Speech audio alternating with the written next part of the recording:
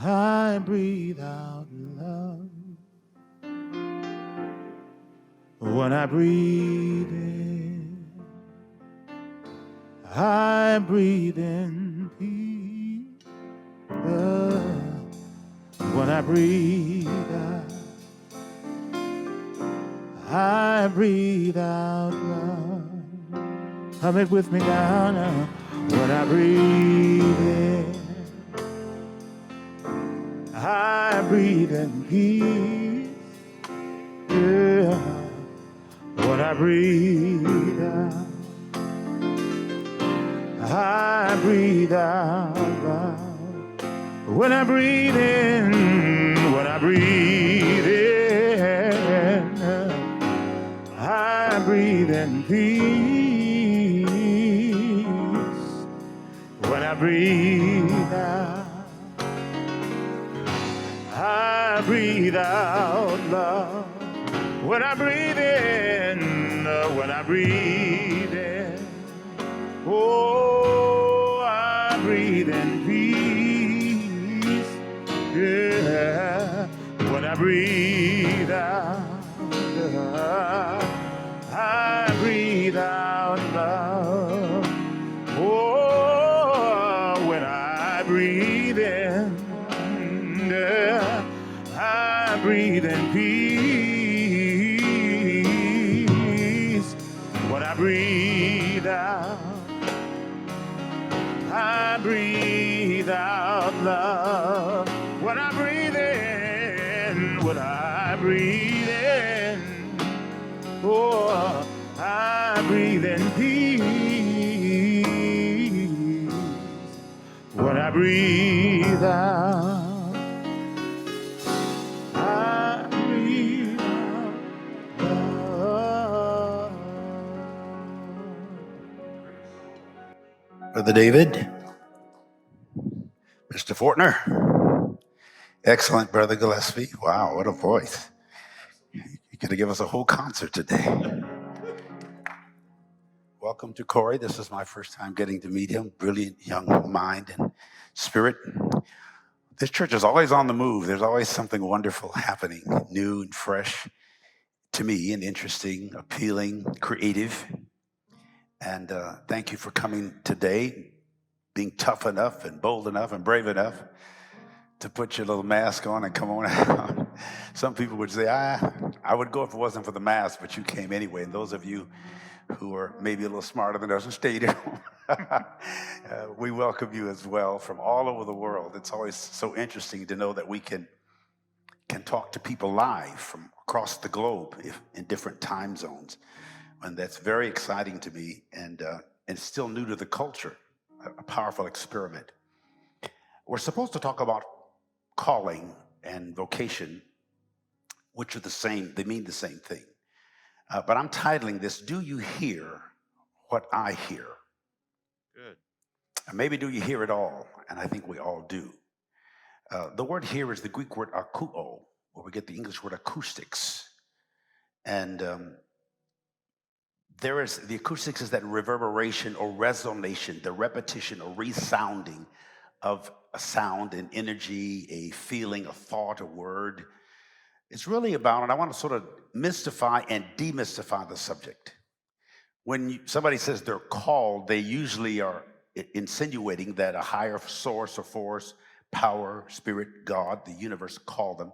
When they say I'm called upon, they generally mean something horizontal. People have called upon them to do something. All of us hear a sound. We don't always pay attention to it. Some of you have heard me say to be ignorant doesn't just mean to not know, it means to not notice or to not make note of. Gnosis is the Greek word for knowledge. So we hear sounds. We hear and feel. You don't just hear a sound, you actually feel it moving you. It is energizing you. It's not always lyrical. The Greek word for voice is phone, or we get the English word phonics. Voice, choice, vocal responses, phonetics, phoning, calling up, telephone, telephonic, distance hearing.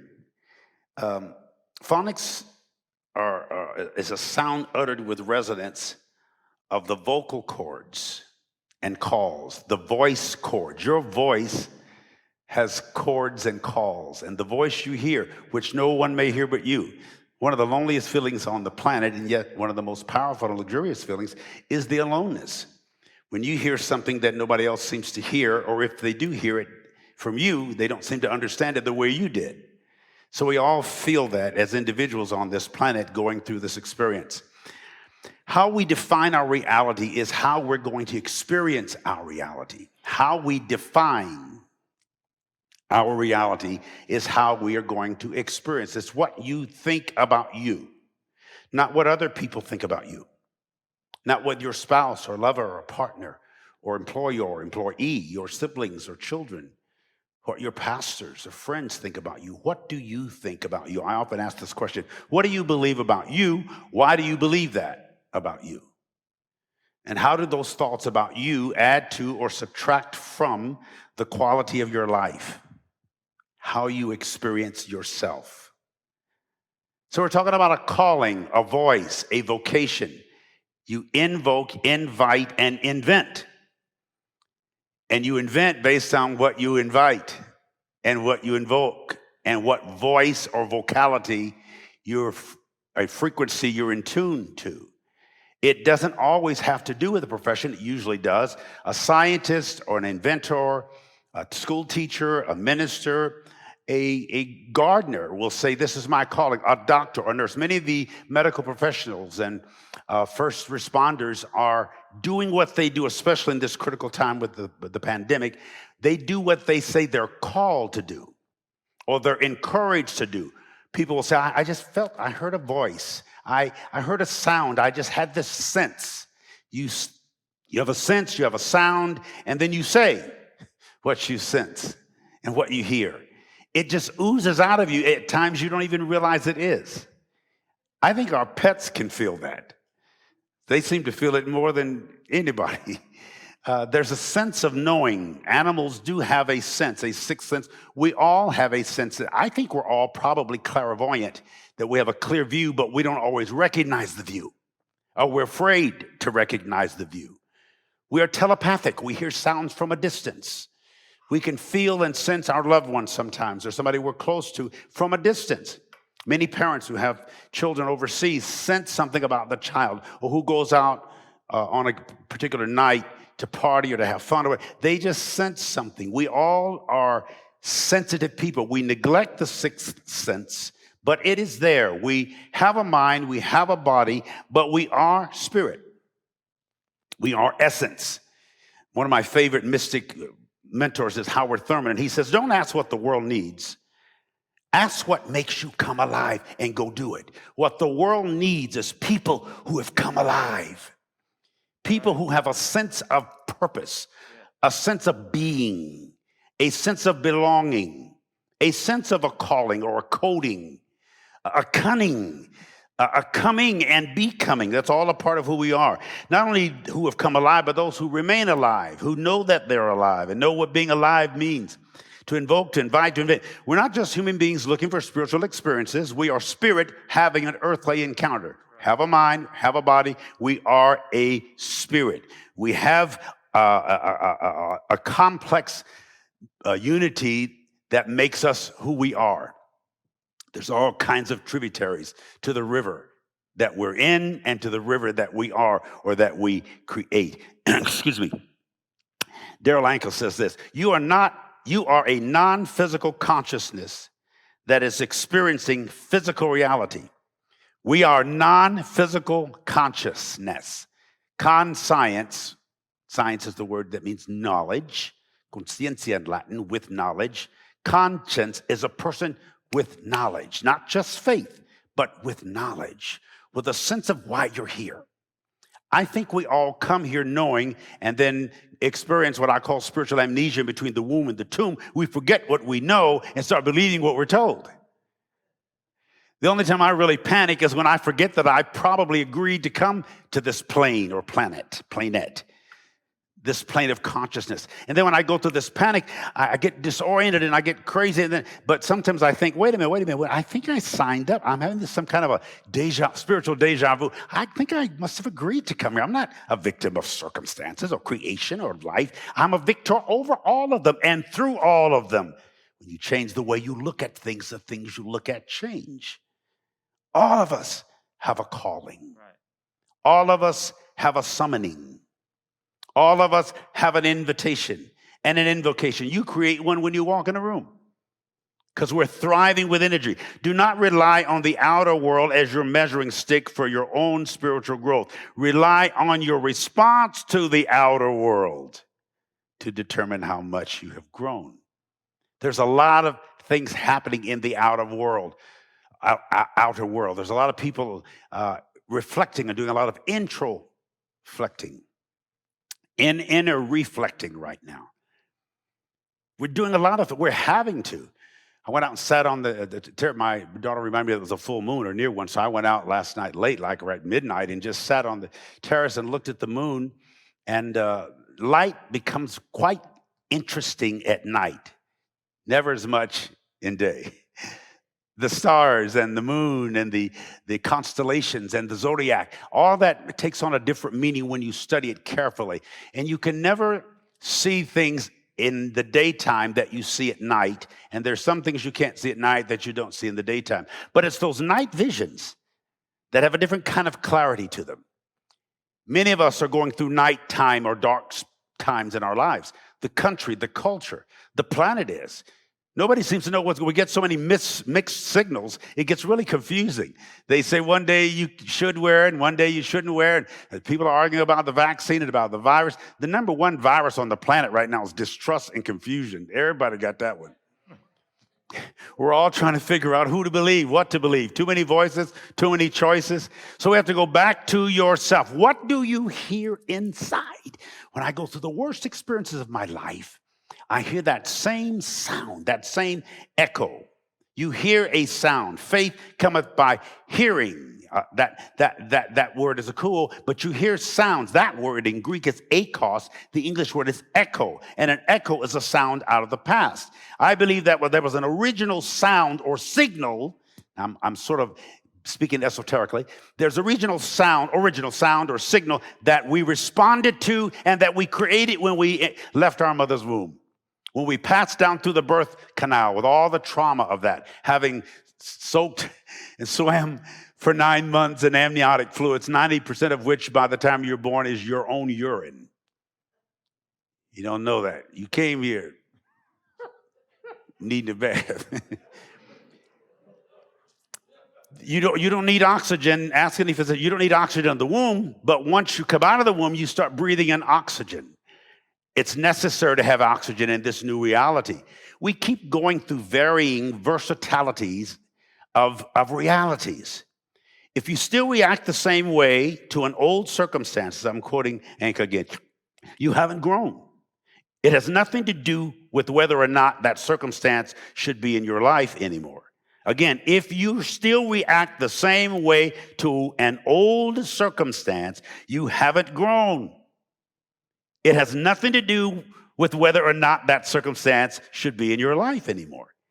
How are you responding to life? And what sound or signal or voice or calling or coding or invocation or invitation are you making and or responding to? Because you're always responding to something. There's a lot of sounds in the earth. There's actually a lot of sound. You're focusing on my sound now, but there's a hum of the air conditioning, and you'll hear a lot of things. The cars drive by, if an ambulance comes by. Actually, in this room, there is country music, there's R&B, there's classical music, there's talk shows, but we're not tuned into those frequencies unless you are secretly doing it on your cell phone while I'm preaching.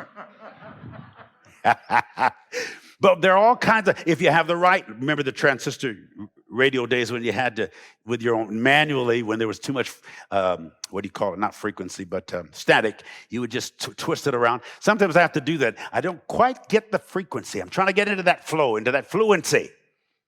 So I can hear clearly, because I had a summons to come here this morning. I had relatives in from out of town. I was called upon to do, I have several things to do today. This is going to be a very full day, very full tomorrow. It was a very full yesterday. And every day has its call or calling or callings. When I get through here, we all get through in about 20 minutes. Those in this service are going to go to the next summons. That may be to a sandwich. Maybe to a restaurant. Maybe you're going to somebody's house for lunch. So all circumstances can serve double duty. Nothing has built-in meaning. Even truth is not static or stagnant. It shifts and changes too.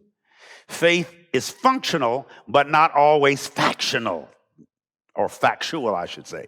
Faith is functional. Perception is the ultimate reality, but not necessarily the ultimate truth. You hear facts, but facts can change. Factually, you're sitting in here now. In a few minutes, the facts will change. The truth is, if somebody called you and you answered the phone, you'd say, I'm in church. I'm at All Souls right now. That's truth. That truth will change in about 20 or 25 minutes. And then it'll keep changing. So even truth is not something you can insist is absolute, because it too shifts and changes like water, like moisture, like air. Circumstances is a fact, a condition connected with or relevant to an event or an action. Circumstances do not determine your state of being. Your state of being determines your circumstances. That's how much power you have in your human being human. Again, people ask me, are you happy?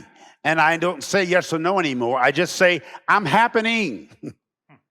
I don't know what happy is. I'm just happening. I'm here. I'm existing. I am occurring. I am in the current. I am current. I'm currency. When I don't have my debit card. To be in the flow means that you're fluid. That's what the word comes, your fluidity. Turn to somebody and say, I'm happening right now. I'm happening right now. I'm happening. So I don't know if I'm happy or not, but I'm happening.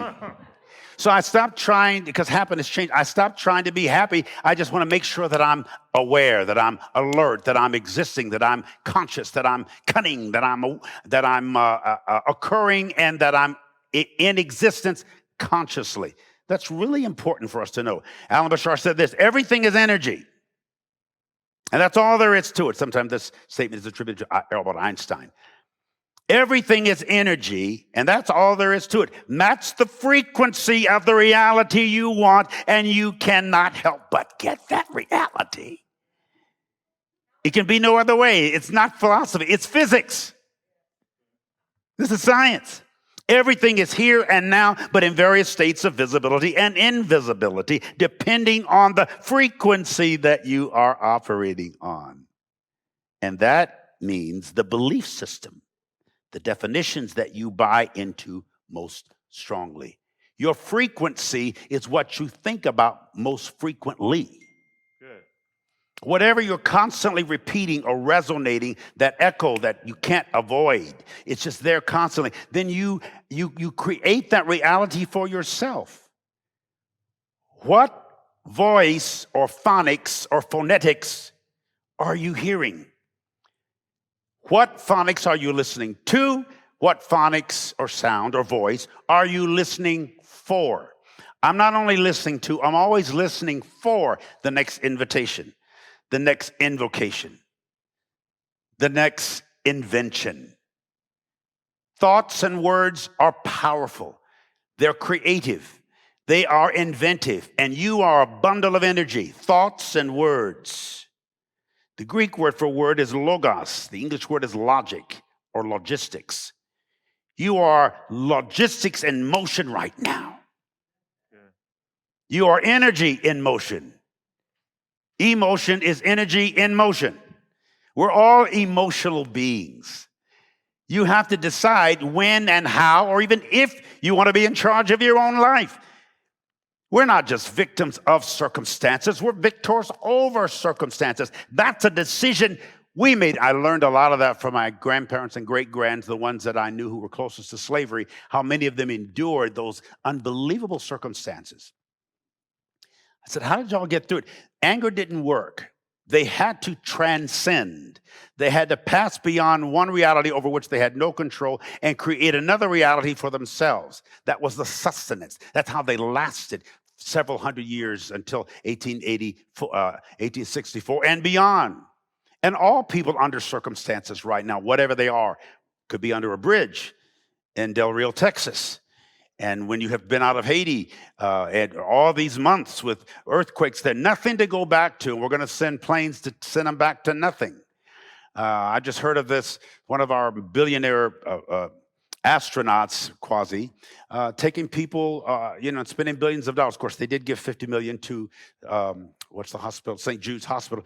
But spending all that kind of money for 10 minutes in the air when there are people on the planet, and they can spend the money because it's theirs, but I'm just saying, give some of it to, what could we have done with $2 billion to help hurting, hungry people that are suffering and that are cold, and babies and people sleeping on the dirt? That kind of keeps me awake at night. There's nothing I can do immediately about it except talk. We can do better, and there was a tugging in my soul and in my heart, and in the heart and soul of this ministry. For years, All Souls has been one of the most benevolent, philanthropic, sensitive. It's the only church I know on the planet that gives their Sunday morning offering away.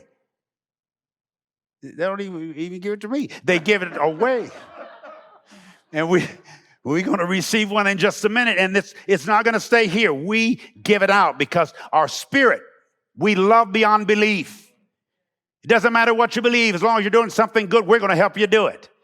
That's part of our calling. That's part of our coding. That is the resonance that repeats itself in this house. And when you come, you attach yourself to that energy. I salute you. I celebrate you. I recognize you. I need to stop. There's a whole lot more. I got a whole lot of stuff on here I can share. But I always interrupt my notes with commentary. Wrap your arms around yourself and feel your own earnestness, your own reality, and start thinking more seriously and sincerely about what voices you hear and what voice you are. Some of us know our vices, but we don't know our voices, and that affects our choices. You are incredibly magical. There is a genie or genius or gene or jinn, speak the Persian mysticism, inside of all of us. And when we're rubbed the right way, another energy comes out and says, your wish is my command. When somebody rubs me the wrong way, it comes out too. But your genetics, your spiritual ingenuity, the generation and the regenerations of your genuineness is the most powerful trait in your soul. And you have it. And if you've forgotten, you have it. We're here to remind you. You are divine. You are immeasurably great. You are immediately great. You're immutably great. Absorb that into your consciousness. And I promise you, even though things will get worse in this country, in this culture, ultimately, it's going to get better as the whole species is being upgraded and the universe is correcting herself. The blessing of the Lord maketh rich and addeth no sorrow. God bless you and be you.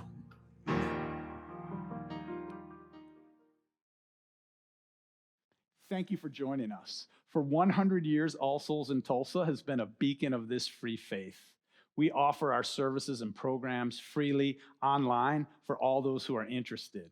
You can help us to do this by making a one-time gift today or a reoccurring pledge. We really appreciate you joining us and being a part of helping us make All Souls in Tulsa what it is. Thank you.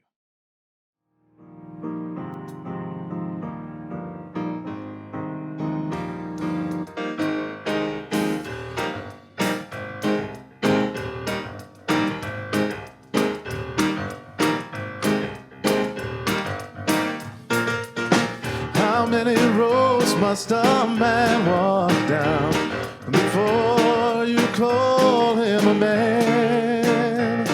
And how many seas must a white dove sail before she sleeps in the sand? Yes, and how many times must the cannonballs fly before they're forever banned? The answer, my friend, is blowing in the wind. The answer is blowing in the wind. How many years must a mountain exist before it is washed out to sea? Oh, how many years can some people exist before they're allowed to be free?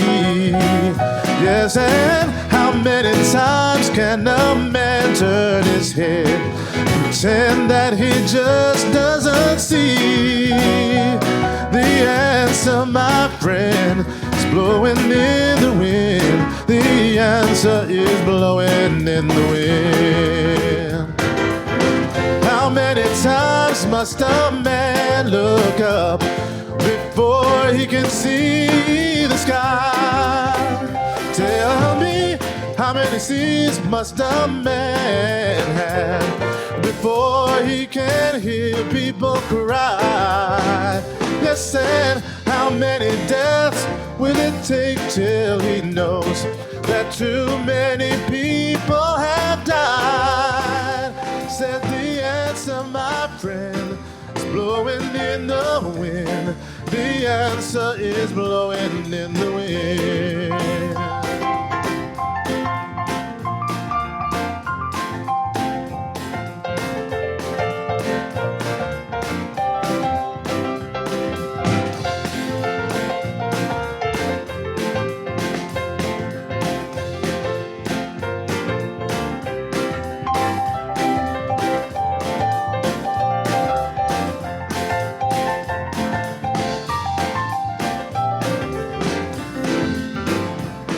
The answer, my friend, is blowing in the wind. The answer is blowing in the wind. Oh, the answer, my friend, is blowing in the wind. The answer is blowing in the wind.